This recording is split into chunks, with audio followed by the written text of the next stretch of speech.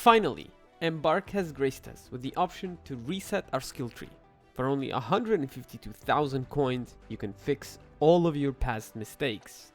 In the game at least. So, whether you're planning to do the expedition or not, in this video, you'll learn everything you need to know about the skill tree.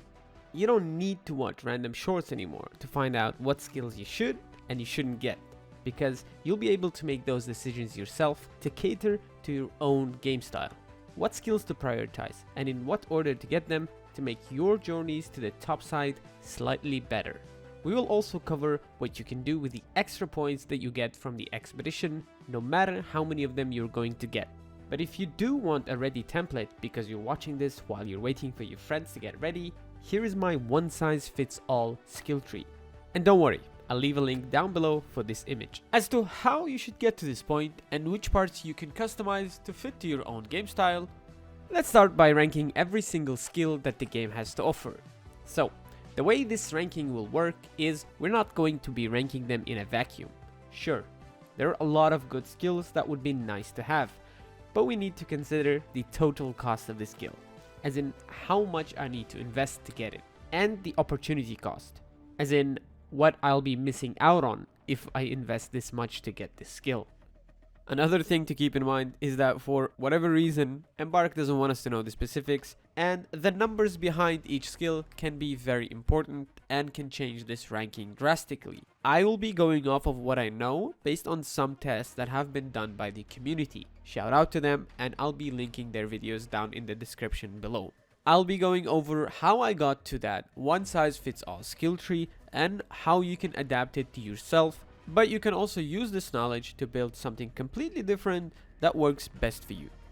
So here I have the tier list on my left and the actual skill tree on my right, just so it's easier for you to visualize what skill exactly I'm talking about and the path to it and the investment that it's gonna require. The first skill is Nimble Climber. You can climb and vault more quickly. In this game, movement is king, and whatever makes you move faster or more efficiently is gonna be an A or S tier. This one is gonna be A tier for me personally. It's not a bad skill and you will probably go 5 points into it every single time, but it's just not something that you're gonna prioritize first. What you are gonna be doing though is going into the left side, which is Marathon Runner. This is going to be an S tier. Moving around costs less stamina. So effectively you're just increasing your max stamina, and in combination with the next one, which is Youthful Lungs, which is also an S tier, it also increases your max stamina. Together, these two are gonna give you the most amount of stamina that you can get to run around topside and hopefully get as much loot as possible. So you will always be basically rushing them regardless of what the actual numbers are behind them, because you need to increase your max stamina as much as you can. Unfortunately, we don't know the numbers behind them, so I can't really tell you which one to max out first, so do it in whatever order you want. Next we have Slip and Slide. You can slide further and faster. In my opinion, this is a low C or maybe a D tier skill, and there are two reasons for that. Reason number one is because a lot of these skills, they are supposed to do things, but either their number is so low that the impact is barely noticeable, or like they're just bugged. So Embark, please, if you're listening, just give us the numbers so we can make these decisions better. If I remember correctly, this doesn't really do anything in game, and the second reason is because it unlocks an even shittier skill, which is Sturdy Ankles. You take less damage when falling from non-lethal heights. I'm gonna put this at D tier, maybe even never. It basically negates 1 HP per point. Anything below 12 meters you can do the roll, and anything above that you just get to take damage and get stunned, which is a bigger issue than the damage. I think Embark should rework this skill and make it so that it increases the height from which you can roll and negate the damage completely by, let's say, 1 meter per point, or so it reduces the duration of the stun that you get when you take fall damage. Moving on to the big ones, Carry the Momentum. After a sprint dodge roll, sprinting does not consume stamina for a short time, has a cooldown between uses. This is probably an S tier skill, but I'll be putting it on A tier, but it might as well be S tier. The only reason is I don't like that I'm forced to put 4 more into Nimble Climber. Don't get me wrong, it's not something bad and you'll probably come back and do it anyway. It's just that if I put it S tier, that basically means you have to start with 16 points into mobility. So I'll just put it A tier, just to show that at this point you can pivot into calming trees. Stroll. While walking, your stamina regenerates as if you were standing still. I'll put this in B tier for two reasons. First of all, you still get faster to your destination if you just jog between your stamina regenerations. So there is no point in walking, you're just making yourself an easier target. And until recently, it didn't count aiming down sights as walking. So this would have been D tier if it stayed like that. And the second reason is I'm forced to put 2 points into D tier skills just to get this. So I don't think it's the best use for my skill points. Next skill is effortless roll. In my opinion, this would be S tier.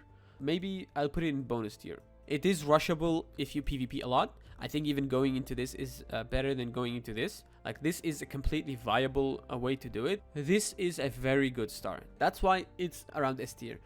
Bonus, basically what bonus here means is that what you can spend on your expedition points. Heroic Leap. And unlike the skill before it, I would rank this D tier. Like, it literally doesn't do anything or the impact is unnoticeable. So really complete waste of points. Crawl before you walk. When you're downed, you crawl faster. In my opinion, this is a D tier, and in general, my philosophy is you should be playing for your uptime and not your downtime. So focus on the skills that will help you stay up, so you won't even need these downtime perks. Yes, you will get downed a lot of times regardless, but it doesn't mean that you should be playing for it. Vigorous Vaulter. Vaulting is no longer slowed while exhausted. This is a really solid skill, and if it wasn't so high up, like for example, even if it was swapped places with the previous one or somewhere like Sturdy Ankles, this would have been an easy S tier. But because of how high it is and it's forcing you to put a point in crawl before you walk, it's around A tier, but I would put it in bonus because it's a really solid choice for your expedition points. Next is Off the Wall. You can wall leap further. Wall leaping is something that you don't do that often. Maybe if you're really into parkour and like moving around, you would go for this, but for me it's something not that important. Next we have Ready to Roll. When falling, your timing window to perform a recovery roll is increased. This is also something I'll be putting in D tier, maybe never. Actually I'll put it in never. Because of how it works right now, this is completely useless. The window for timing the roll right now is very big. You don't even need to time it, because just like you can hold space when you're falling to catch a ledge, you can just hold Alt after you start falling to do the roll when you hit the ground. And finally, the two last skills in the yellow tree, I'll just save time and put both of these in the D tier, just because of how expensive they are. While a vault not costing stamina is pretty nice, it does not justify spending 36 points in the mobility tree. In my opinion, the mobility tree just falls off after 26 points. Anything beyond that, you're just wasting skill points. As for Vault Spring, it being this high is just a prank by Embark. Now, moving on to the red tree. And the first thing it offers us is Agile Croucher. Your movement speed while crouched is increased. I think this is the weakest of the first three. I'll be putting this in B tier. If you're someone who likes to sneak around, either to avoid fights or to sneak up to people, this can be a really good skill for you. But even if you're not, crouching is still a big part of the game, and you will find yourself crouching around every now and then, so you will still get some use out of it. Next is Revitalizing Squat. Stamina regeneration while squatting is increased. Sounds pretty good, and it would pair up nicely with the previous one. I will still put it in D tier.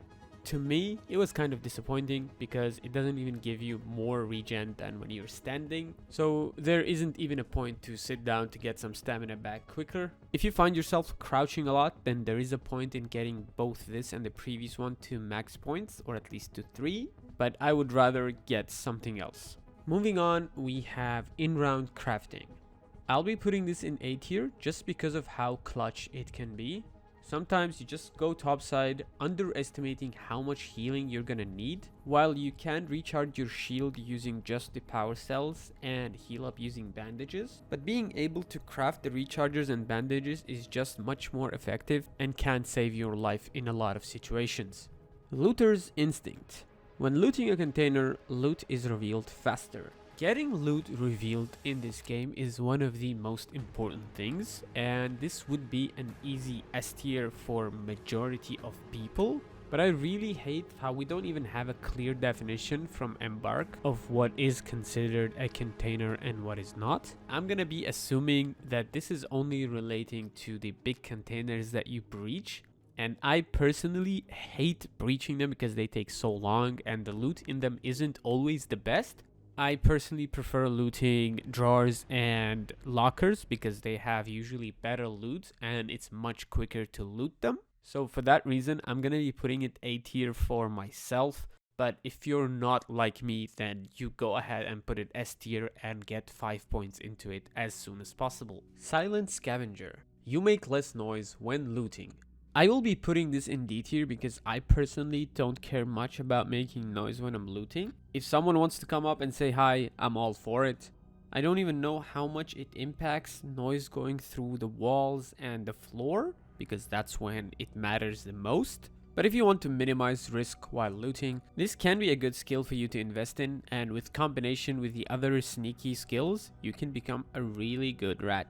Next is Good as New. While under healing effects, stamina regeneration is increased. Easy A tier. This is a really good skill that can save you in a lot of situations. You can even use it as a mini adrenaline shot by using just fabric for healing because of how long fabric takes to heal you. My only problem with it is having to spend a lot of points into skills that I don't really want, compared to like the yellow skill tree where the first 3 are really good.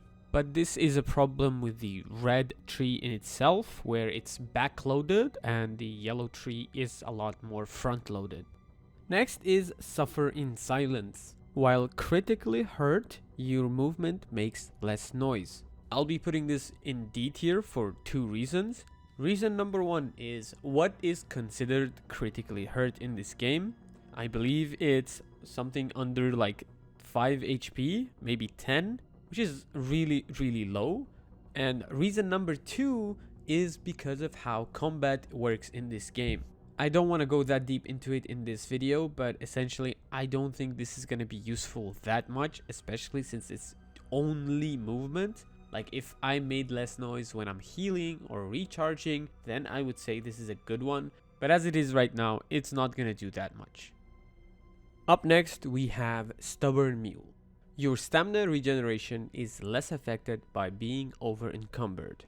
Most of the time, I play with the tactical MK2 augment because I want to play with the medium shield and because of how strong its passive is. But that's a subject for a different video, which basically means that I have a lot less weight to carry. It's not that rare for me to find myself over encumbered, especially if I find a couple of good guns, whether it's from a weapon case or from a fight. So I like this skill, and unless I find a looting MK3 survivor, I will probably be using this at 5 points most of the time.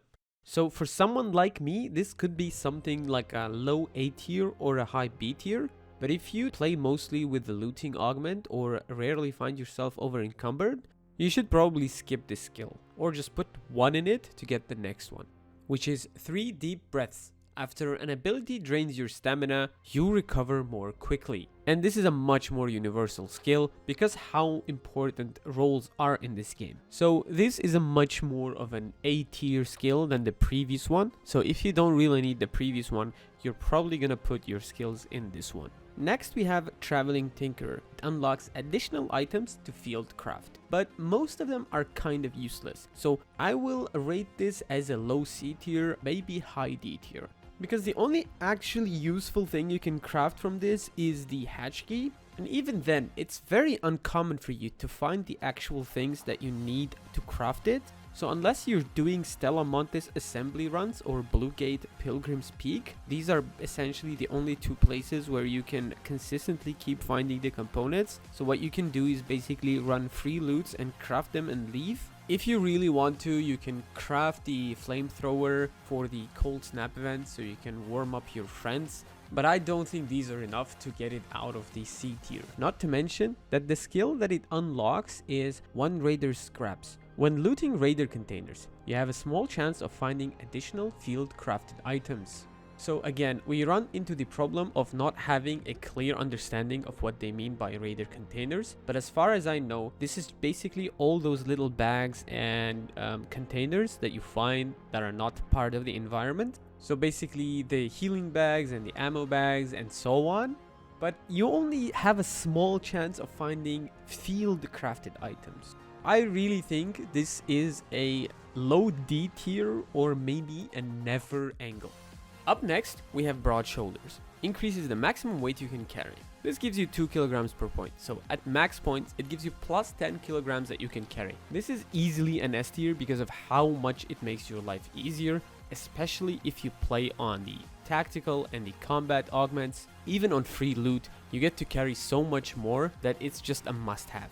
On top of all of that, it unlocks another S tier skill, Looter's Luck. While looting, there's a chance to reveal twice as many items at once. This time, it affects any type of looting, whether it's someone you killed or any type of container. Getting a chance to loot faster can be a matter of life and death. So any chance you get to make it quicker, you must take it. Up next, we have Security Breach. Before the nerfs, it would have been an easy S tier, but after it got hit twice, it's around A tier right now. It gives you extra loot, which is always nice, but the loot itself got nerfed and their spawn is not guaranteed anymore. I don't even know if each spot has its own probability of spawning or if the entire map has a limit of how many of them can spawn, but regardless, it's not a must-have as it was before. You can skip this so you get more points for the mobility tree. As for Minesweeper, it's a very situational skill, so I'm gonna be putting it at B. It can be good if you like to camp key rooms, because people usually put a lot of mines when they go to loot them. Also, if you like to sneak up on people who are doing things like the Queen. But outside of that, you really need to be careful and look around for mines, something that a lot of people don't even do. But at least they're not that expensive since the red tree is backloaded, as I said, so you're not wasting a lot of points to get access to these two. Onto the green tree. It's getting kinda late and the video is getting quite long as it is, so I'm gonna try to go over this in one take and pretty quick. First, we go with Used to the Weight. Wearing a shield doesn't slow you down as much.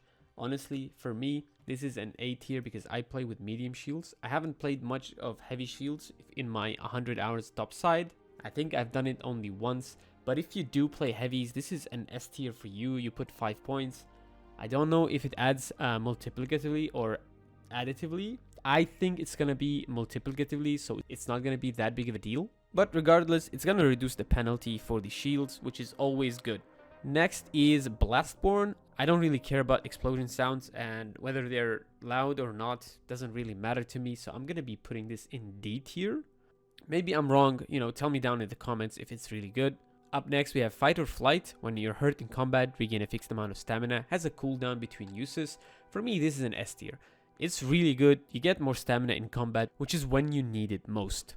Next, we have Gentle Pressure. You make less noise when breaching. Honestly, for me, this is another D tier. I don't really care that much about making noise. If anyone wants to come and say hello, I'll gladly greet them. More so, I saw what the comparison is and it doesn't do that much of a difference, and the comparison didn't have walls, so I don't know how that would affect them. Proficient Prior. Breaching doors and containers takes less time. For me, this is an A tier. I hate breaching doors and containers, so making them quicker and getting me out of danger faster is really good. Which then gives you access to Survivor Stamina. When you're critically hurt, your stamina regenerates faster. Another high A tier skill. Again, critically hurt is pretty low HP, it's like 5 or 10 HP, but getting an extra roll at that time can save your life. The next one is Unburied Roll. If your shield breaks, your first dodge roll within a few seconds does not cost stamina. This is an even better than this because you can do it before you get to low HP, so this might be an S tier. And your shield breaks quite often in fights, so I think you get use out of this a lot more than you think you would. And now we get into the worst part of the green tree, because just like the yellow tree, I think the green tree is also front loaded. We get access to Downed but Determined. When you're downed, it takes longer before you collapse. As I said before, I like to play for uptime and I don't really care much for downtime. And being down, it's just not many times that I've been down but not finished off. But maybe I'm wrong and you like to play for downtime, so you can go 5 points into this and 5 points into Crawl Before You Walk. And then combine them with the Turtle Crawl. While down, you take less damage. Now maybe you're a real tank when you're down and you can ping the enemies for your friends. But again, you can do all of that while you're up as well, and you can help them. So I don't really like any of them. I'll put both of them in D tier. Next, we get access to a little extra. Breaching an object generates resources. This is not that bad. You get a steady access of metal when you breach doors and containers. It's like getting an extra scrappy for metal, and metal is something that you use often and it goes away really fast. You need it to craft guns, you need to craft ammo, so having extra metal is always nice. And it's a guaranteed drop for 1 point only. It also gives you access to loaded arms. Your equipped weapons has less impact on your encumbrance. This is the gift card version of Broad Shoulders. You almost always have equipped a weapon, so this just discounts their weight, giving you extra weight to carry. I'd put the a little extra in B tier and the loaded arms into A tier. Now we get into the skills that I think they made while they were high. Effortless Swing. Melee abilities cost less stamina. When do you even melee in this game other than trying for fun melee 1v1 people? You can use this to cheese them by telling them let's 1v1 and you have more stamina to hit them. Other than that, the only times I swing is when I want to take out the metal scanners or metal detectors. But I'm going to be putting it into D tier. It also gives us access to Sky Clearing Swing. You deal more melee damage to drones. And when the fuck are you hitting drones with your melee? You deal more melee damage to drones. I don't need really to speak about this that much. It's just D tier. You're not really doing melee damage to any drone. The only time you can do this is if you down a Rocketeer with a stun grenade, then you can hack at it. But is it really worth it? I don't think so. Then we get Back on Your Feet. When you're critically hurt, your health regenerates until a certain limit. This skill is so bad, I would put it in Never. Maybe the previous one also go in Never. I want to clarify that there's a mistranslation because Embark does their translation using AI. In some languages, this reads as if you're gonna get a regen when you're downed up to 75%, almost like the looting MK3 Survivor. But no, the way this works is when you're down to like 5 HP, you regenerate up to 30% after not taking damage for 30 seconds. This is the hottest garbage in this entire game. Next is Fly Swatter. Wasps and turrets can now be destroyed with a single melee attack. Only wasps and turrets. Wasps usually don't come that close to you and turrets are usually in high places. While it would be nice to one-shot them with a melee, you're not gonna melee them that often because they're gonna fuck you up before you get the chance to get to them. Never. But how should you start building your tree? There are a lot of options you can start with. I think 99% of the time you're going to do what I said before. You're going to go into 5 Youthful Lungs first and then 5 into this. Now here you make your first decision. Do you want more mobility? If yes, then you go into 5 here and then maybe 5 here. I don't really care much for these, as I said. I think this is the best mobility start. Now again you ask yourself, do I play for shields? Then if yes, then you go for here. And then you might as well take these two. Or at least this one. If you don't care much about shields or even like these two, which are pretty nice in them for themselves, you go into the red one. So what you do, you start with this, and if you want, you go 5 into this. If you want the crafting, you go into here sooner. At any point, I think it'd be fine. Then here, do you want these two? Probably yes, you can go back and get them. If not, you can go for these two sooner. So you'll be doing 5 here and 3 here, and then you'll be going for these two as soon as possible. Now we have the option for the stubborn mule, which I think is nice, but if you don't find yourself over encumbered a lot, you probably go 4 here, 5 here, and then get this. Now you have one more point to play with, probably get this, and now this looks like a really good skill tree. Again, if you don't care for the rolls and don't use them much, then you go more into the green tree. Now you get this, and you get these two. You have 2 points to play for. If you want Traveling Tinker, you get it, or you can put a last point into the Stubborn Mule. But honestly, if I had extra points from the expedition, I would put all of them into the Effortless Roll. The option to go towards the Calming Stroll is always there as well. So I encourage you to think about what you play for more. Don't worry if you make a mistake, because for only 152,000 you can just restart and make a better one. Let me know what you think about the tier list that I made and the logic behind it. Maybe I'm wrong about certain things and the numbers behind them.